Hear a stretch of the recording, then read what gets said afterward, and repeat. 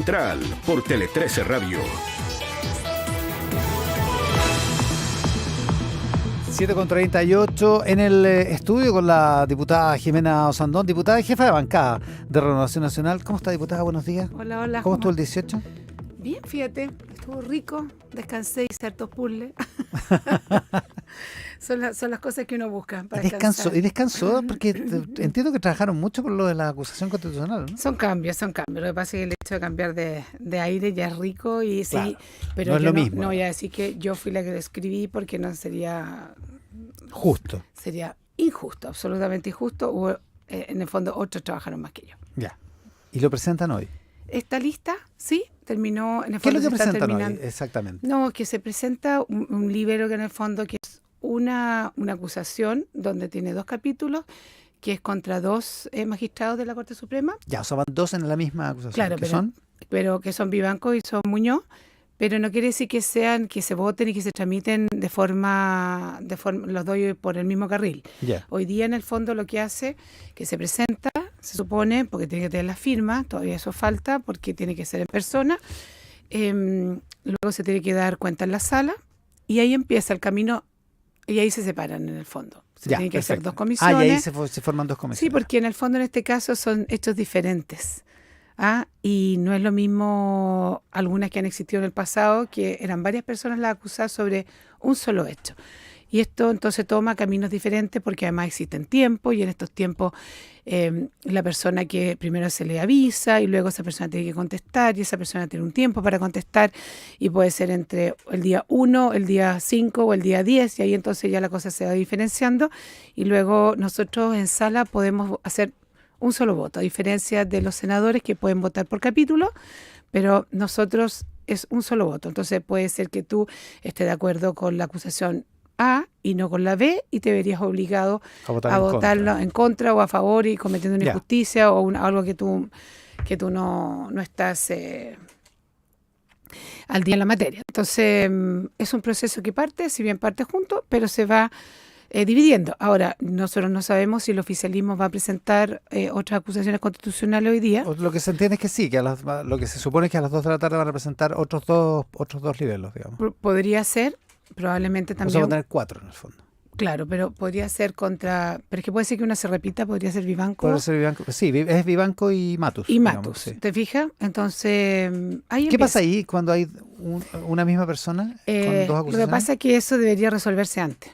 Eso Ya. hay que tratar de resolverlo antes para que ojalá sea solo una. Contra la misma persona. Contra la digamos. misma persona. Porque probablemente aquí no hay tantos hechos tan... O sea, si en el fondo estas acusaciones constitucionales hoy día nacen por todo lo que se ha filtrado a través de los audios, de los chats, de la prensa. Entonces no creo que exista tanta creatividad como para tener 2 acusaciones que sean diametralmente opuestas y que no se puedan... O sea, eso sería lo sensato, que se pusieran de acuerdo Me con el parece, Partido Socialista.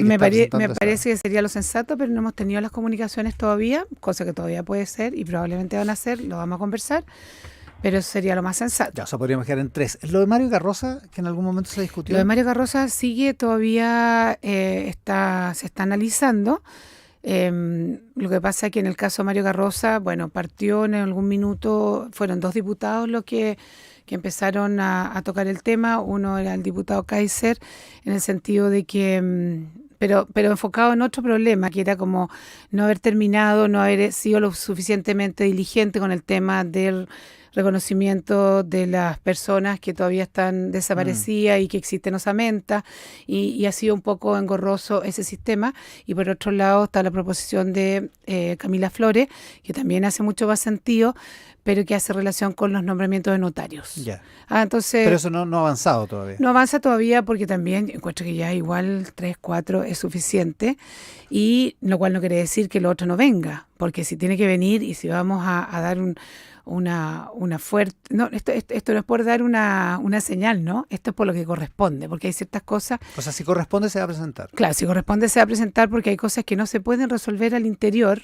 del mismo Poder Judicial, y ahí es cuando el Parlamento tiene que sacar instrumentos como la acusación constitucional para tratar de resolver ciertos temas que no se pueden resolver en otro lado. Estamos con la diputada Jimena Osandón. Ahí está la pregunta de si pueden caminar y mascar chicle, como dijo la presidenta Sí, Cariola. mira, es curioso lo que se ha planteado por esta frase que dijo la ministra Toa, que yo en un principio la sentí como un poco burlesca en el sentido, porque ella también fue parlamentaria y ella sabe que todo lo que el trabajo legislativo, la carga, cómo se distribuye, es algo que se ve a través de los comités. Y no digamos que hemos tenido una carga muy importante, cosa que ustedes lean cuál es la carga esta semana y las palabras de la ministra Toa quedan en cero. Hemos pasado semanas donde... ¿Está con poco trabajo la Cámara? Más que poco trabajo, ella dice que vamos a tener un trabajo muy intensivo. Tenemos Es tiempo cierto, de viene más. viene la discusión de presupuesto. Sí, pero eso es un mes más. Acuérdate que ahora lo que se está haciendo son las comisiones que son paralelas, que siempre han existido, paralelas a la sala, que son las mixtas. Las subcomisiones de presupuesto. Las subcomisiones de presupuesto. Entonces, no es que este mes esté muy cargado, lo que pasa es que ya en noviembre tenemos una semana que es muy cargada, que es donde se vota todo el presupuesto, que a veces se vota en 3 días, a veces en 4, a veces en 5, depende cómo lo distribuya y como tú decías, la cantidad de intervenciones que pueden existir por tema.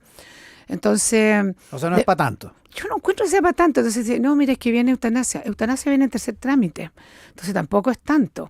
Existen muchos mecanismos y eso lo va a resolver la presidenta de la Cámara, más los comités, y veremos cómo se da. Entonces, de alguna forma, que la gente entienda que las acusaciones constitucionales no se hacen porque uno tenga tiempo legislativo para hacerlas.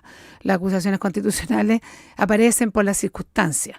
Y yo lo dije desde el día 1, o sea, yo nunca pensé que yo iba a estar acusando a magistrados de la Corte Suprema. O sea, para mí era el poder, o sea, el intachable, el más probo, el que hacía justicia de verdad.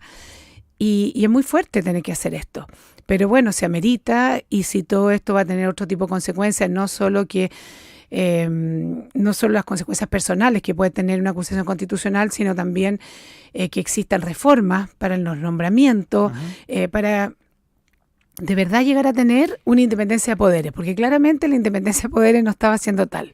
Entonces tenemos que buscar mecanismos para, bueno, en una crisis, como se dicen por ahí, las crisis son minutos de oportunidades y yo creo que esta oportunidad tenemos que tomarla y el gobierno tiene una súper responsabilidad. Ellos tienen que entender que tiene que venir un nuevo sistema de nombramiento. Existen varias propuestas, de hecho Renovación Nacional la bancá el mismo día que anunció la acusación constitucional, propuso también un sistema nuevo, autónomo, independiente para el nombramiento de los jueces, pero es el gobierno al final el que tiene que tomar este palo, esta posta y llevarlo a buen término. ¿Qué le pasa con todo esto? Se dice que lo del ministro Muñoz es una especie como de empate de la derecha, porque el ministro Muñoz estaría más asociado a los votos de la izquierda, cuando se presenta una acusación tanto tiempo después de que se conozca todo lo que se conoce sobre el ministro Muñoz, se sabe desde fines del 2022. Es cierto, digamos. Efectivamente hay un desfase en el tiempo, pero fíjate que yo cuando escuchaba a la vocera de la Corte Suprema cuando dice por qué los relatores no dijeron nada tampoco,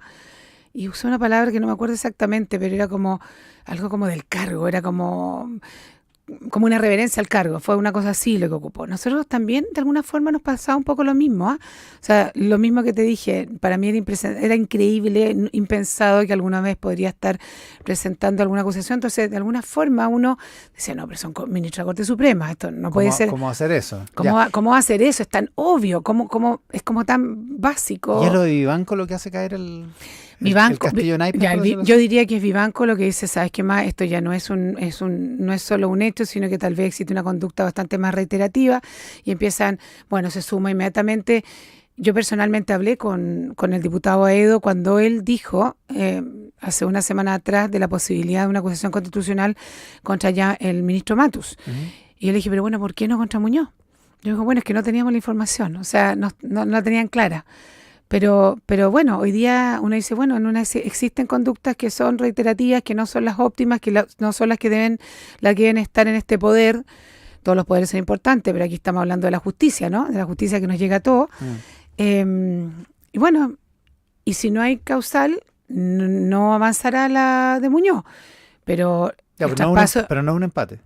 Yo siento, mira, yo también lo planteé en un principio, que podría sentirse como un empate. Y así lo lo dije, pero efectivamente después leyendo las causales, la verdad que existe material de más, e incluso hasta más podría ser.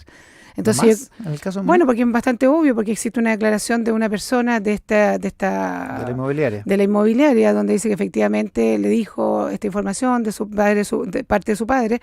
Entonces, no podemos hacernos tontos con uno o con otro. O sea, si queremos hacer cambios radicales, lamentablemente tenemos que tocar de repente teclas que no nos gustan, y ahí vamos a ver si estas acusaciones constitucionales son realmente acusaciones constitucionales y no terminan siendo acusaciones políticas, como muchas que terminan siendo. Entonces, no, porque este es de mi sector, este lo defiendo, y porque este otro es de mi otro sector, y pasan estas cosas.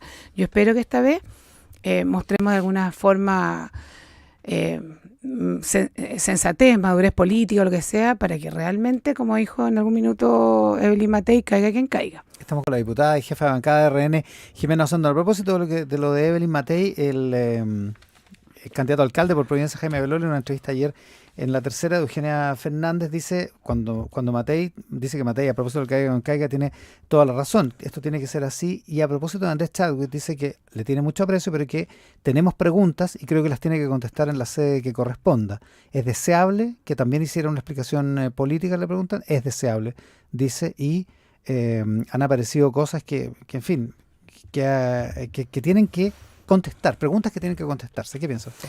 Bueno, creo haber sido la primera jefa de bancada que desde el día 1 dijo que necesitábamos las respuestas de Andrés Chadwick, haciendo siempre la salvedad que es una persona tremendamente importante para el sector, una persona con mucho prestigio, con mucho bagaje político, porque eso nos hace que nos quede la esperanza de que la respuesta sea la que nosotros esperamos, ¿no? Que él está siendo usado de alguna forma como muletilla por Luis Hermosilla, pero quedan muchas dudas.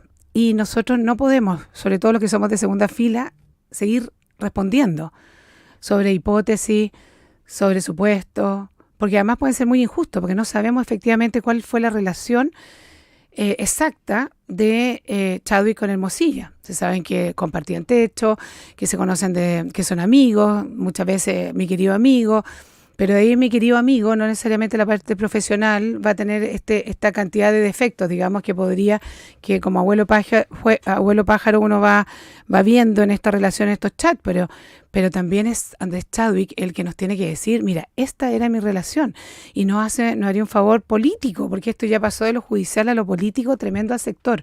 Estamos comenzando campañas electorales que son súper importantes, son la cuna de la presidencial. Si bien son más ciudadanas, porque la gente vota por la persona que vio, porque lo visitó, porque la ha visto en el distrito, pero otro gallo cantaría si estuviéramos en una parlamentaria. Es mucho más complejo. Yo creo que, y me gusta que sea Belolio, que sea Alessandri, que existan ya varias voces de su propio sector, de un sector mucho más cercano a él, que le estén pidiendo que por favor hable, que diga algo, y que no solo sea la sede judicial, sino que sea en una entrevista. O sea, esto es un problema político. Es que yo lo siento que se ha ido cambiando. Bueno, fue farándula, es judicial, y también hoy día en la relación con Chadwick claramente es un tema político, porque afecta a todo un sector político, que estamos en un minuto especial, donde estamos comenzando una carrera que es tremendamente importante en términos eleccionarios. Entonces yo creo que si él, que sabe, que entiende de política, con el bagaje que tiene, con la experiencia que tiene, yo estoy segura que él sabe que es importante, que él necesita hablar o dar alguna señal para decir, mira, esto es así, o esto es netamente un problema mío, o esto incumbe a tantos. Bueno, vamos viendo. Creo que es necesario, porque para nosotros es muy complicado y van dando explicaciones de supuestos, de cosas que yo desearía, o de cosas que huelen a ciertos olores, o que se ven más oscuras o que se ven más claras, pero estamos siempre dentro del ámbito de la hipótesis. Y hay que salir de ese ámbito. Yo creo que para nosotros sería un favor, porque o que hable la primera línea, no tengo idea. Pero en el fondo nosotros, al menos yo lo personal, son siempre sobre supuestos. ¿A qué llama usted la primera línea? Todas las personas que trabajaban más directamente, tal vez en segundo piso, tal vez o las personas que estaban en ese minuto en el gobierno cuando fue ministro del Interior, o sea, cuando Hermosilla era asesor, esas personas tal vez tendrán más información de lo que tenemos nosotros. Nosotros miramos esto bastante de lejos y solo vemos una persona que es tremendamente importante, significativa para nuestro sector, que podría, por un lado, estar siendo usada como muletilla por el señor Hermosilla, pero por otro lado, efectivamente, podrían haber situaciones que yo espero que no sea así, que no correspondía. A propósito de las elecciones, estamos con la diputada Jimena Osandón.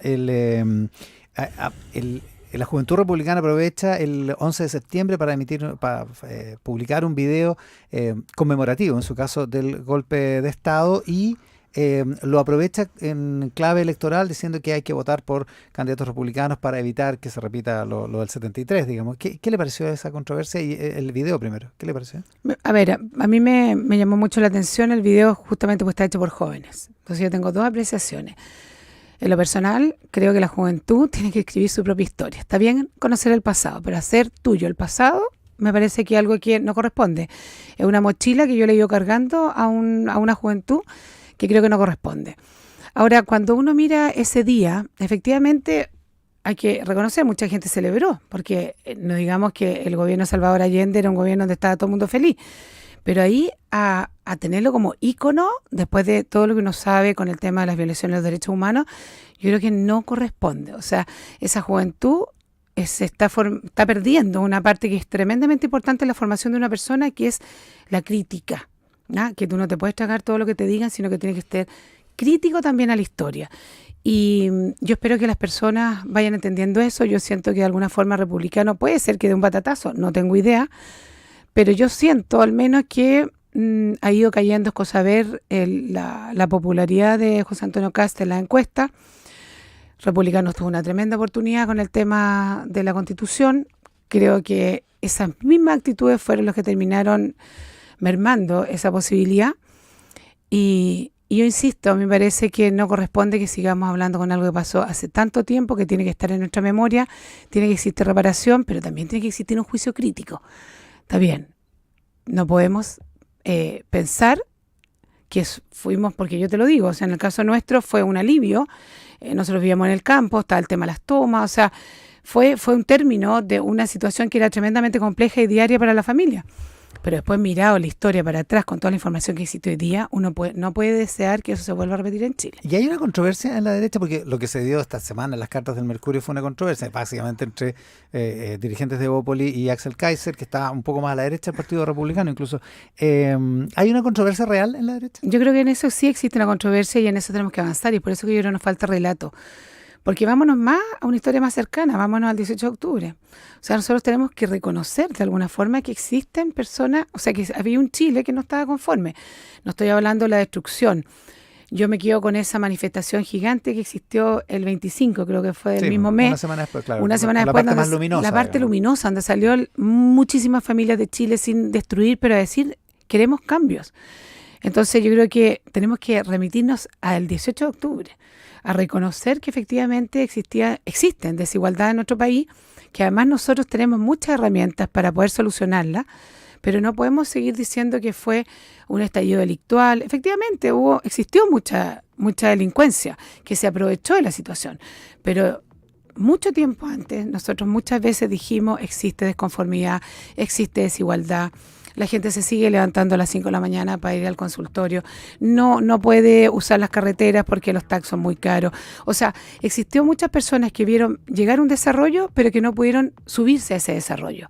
Y yo creo que eso causa muchísima frustración. Entonces, efectivamente, esos padres estaban mucho mejor que tal vez en la época de los 60 y los 70, pero tú no tienes por qué estar siempre comparándote con el abuelo, sino que tú te comparas con tu propia generación. Y usted dice que a la derecha le falta relato para el 11 de septiembre y le falta relato para el 18 de octubre. Yo creo que el 11, sí, yo creo que en el fondo tenemos que asumir, bueno, es que estoy tratando de separarlo, ¿no? Porque el gobierno de Salvador Allende, me perdonarán, pero fue un desastre. Pero en el fondo, si bien nosotros después de la concertación tuvimos un país que fue creciendo económicamente, algo sucedió en algún minuto que fue un sector de la población que se empezó a quedar atrás de esta modernidad, de este desarrollo, de este ir avanzando.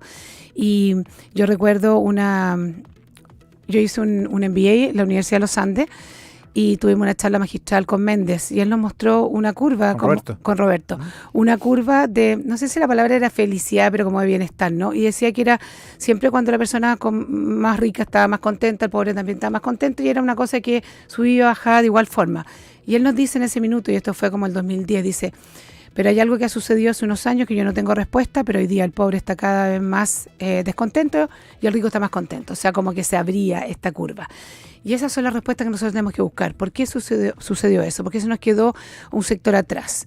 ¿Y por qué la derecha, nosotros le cuesta tenemos tanto encontrar esa respuesta? No sé, o sea, no sé porque yo personalmente lo he conversado con mucha gente. Hoy día hay mucha gente post-estallido que ya te la reconoce. ¿Ah? Y yo he visto mucho cambio al interior de la empresa, muchas políticas diferentes, que el estallido social fue un remesón para mucha gente. Pero existe un sector, por eso partimos hablando como republicano, que sigue aferrado a una cierta idea que estuvo bien. No, es que hay que reconocer, hay que tomar todo lo que estuvo bien y con eso seguir adelante, pero todo lo que estuvo mal no se puede volver a repetir y se tiene que mejorar. Y es la misma crítica que de alguna forma le hacía cuando el presidente Boric era diputado, Camila Vallejo y todo, como criticaban a la concertación. Lo criticaban como hubiera sido el peor de los periodos de la historia de Chile. Y no, fue un periodo que a mí me gustaría que volviéramos a tener consenso, a poder volver a dialogar, no esta polarización que estamos viviendo hoy día, donde si tú dices, mira, me parece que la reforma de pensiones podríamos avanzar en esto. No, es que ustedes son traidores, es que no puede ser, que tenemos que volver a conversar, a sentarnos en las mesas y ojalá retomar lo que existió en algún minuto en el periodo de la concertación, de que existía la política de los consensos. Hoy día lamentablemente estamos tan polarizados y parte de esta polarización es ver a esta juventud republicana celebrando el golpe de Estado. Una última cosa, diputada Sondón. ¿Usted es de las que critica a la ministra Toá por lo que dijo el otro día sobre los asesinatos, la cantidad de homicidios en el 18? A ver, cada uno habla de lo que sabe y es lo que le conviene, pero cuando uno ve las noticias, será porque hoy día hay mucha más información, pero uno ve, yo leo ayer en la noche me acosté, todos los baleados, los descuartizados, los cuerpos encontrados. Yo creo que más allá que la cifra, tenemos una realidad que no sé si el 18 de septiembre o salieron muchos autos. Estamos en una situación de delincuencia compleja, más que compleja. Yo creo que tenemos hoy día un problema multisistémico, que es lo que estamos viendo con las acusaciones constitucionales, donde la independencia de los poderes no son tales. Yo creo que cuando tú tienes un problema multisistémico, tu defensa está tan baja, el minuto donde la corrupción y el crimen organizado pueden entrar con mayor prontitud a los poderes del Estado. Y yo creo que ese es un reflejo de lo que estamos viviendo hoy día en términos de delincuencia. Entonces, más allá de las cifras, yo creo que lo que hoy día también nos impacta es que en la forma, los patrones delictuales como son mucho más violentos. Estamos con prácticas que antes no existían y ¿sabes lo peor de todo? Que yo lo veo en mi distrito, que antes uno decía, mira, es que estas son prácticas que las hemos traído al extranjero, pero hoy día se están haciendo parte de nuestra juventud. Nuestra gente está empezando a usar las mismas prácticas y yo creo que eso es gravísimo. Y nosotros, ahí quiero tomar con lo que habló Monseñor Chomalí, nosotros todavía tenemos en el TEDEUM todavía tenemos esperanza.